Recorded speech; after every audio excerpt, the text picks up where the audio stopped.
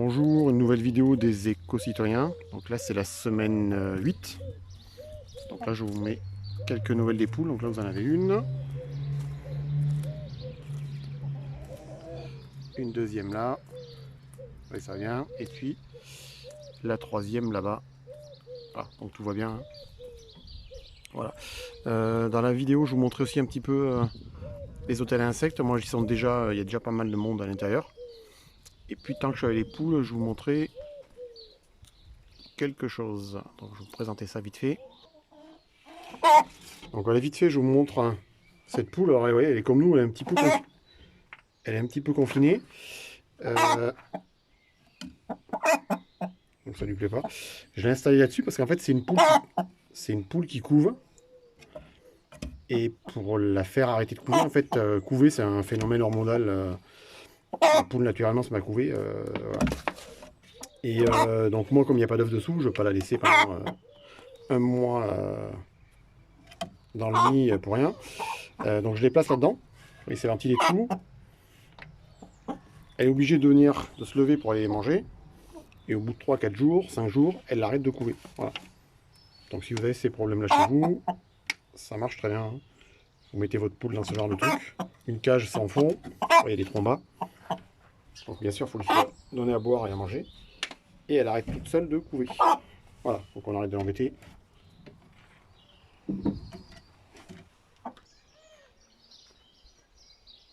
Voilà, donc ça c'est l'hôtel que je vous avais présenté l'autre fois. Donc il a été mis en place le jour où j'ai fait la vidéo. Donc il n'y a pas si longtemps que ça. Et vous voyez, déjà tous les trous sont pratiquement remplis, hein. Donc il y a ces deux-là, celui-là. Voilà, donc le deuxième, je l'ai installé, mais on voit moins bien et elle commence un petit peu à remplir les bambous.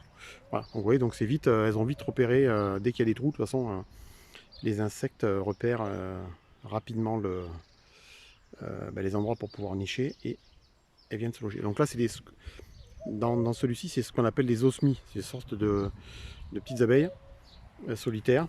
Donc elles font leur nid au fur et à mesure. Et voilà, donc c'est des abeilles complètement inoffensives, elles piquent même pas. Donc il n'y a pas de risque aucun danger avec ces insectes-là. Voilà, donc ça c'est des semis qu'on avait fait, je ne sais pas si vous vous rappelez, il y a quelques semaines de ça déjà, ça commence à un petit peu à dater. Voilà, donc moi ça en est là, j'en avais fait d'autres, hein. Donc là elles sont largement prêtes, vous voyez, à être piquées. Donc là vous pouvez y aller. Si vous avez fait d'autres cultures de type, moi j'en ai quelques-unes là, ça c'est des courgettes, tout ce qui est courgettes, éventuellement des tomates. Je sais pas, là il y en a, c'est des toutes petites. Faut encore, j'attendrai encore un petit peu, faut attendre au moins le 15 mai pour les sortir. Parce qu'on n'est pas à l'abri d'avoir un coup de gelée. Donc ça, vous le sortez, ça gèle, ça résiste pas. Donc il faut attendre un petit peu que les dernières gelées soient passées avant de les sortir. Donc tout ce qui est courgettes, tomates, faut surtout pas, faut pas aller trop vite, hein. On n'est pas à l'abri qu'il y ait un coup de gel encore jusqu'au, on va dire, 15-20 mai, voire début juin peut-être, hein. Donc vaut mieux attendre un petit peu ou en sortir quelques-unes, en avoir. Moi j'en ai plein, donc j'en ai déjà planté dehors, mais si elles gèlent, j'ai de quoi les remplacer. Voilà. Donc ça, salade, vous pouvez y aller. Tout ce qui est courgette ou autre, vaut mieux attendre encore un tout petit peu.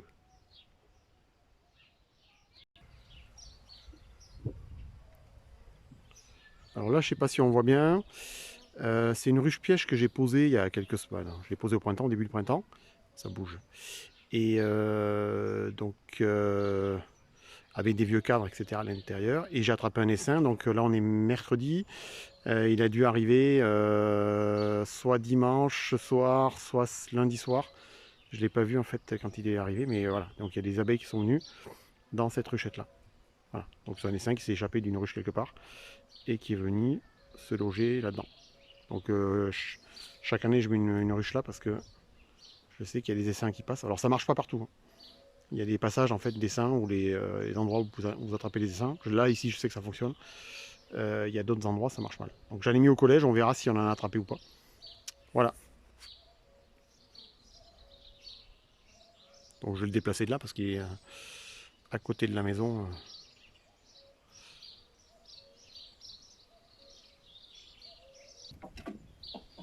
Voilà, donc bah, je vais vous souhaiter une bonne semaine à vous, hein. J'espère qu'on va se revoir assez rapidement. Voilà.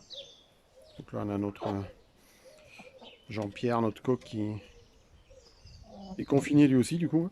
Il peut pas aller avec ses copines. Donc je vous souhaite une bonne semaine. Bah, à bientôt, la semaine prochaine. Au revoir.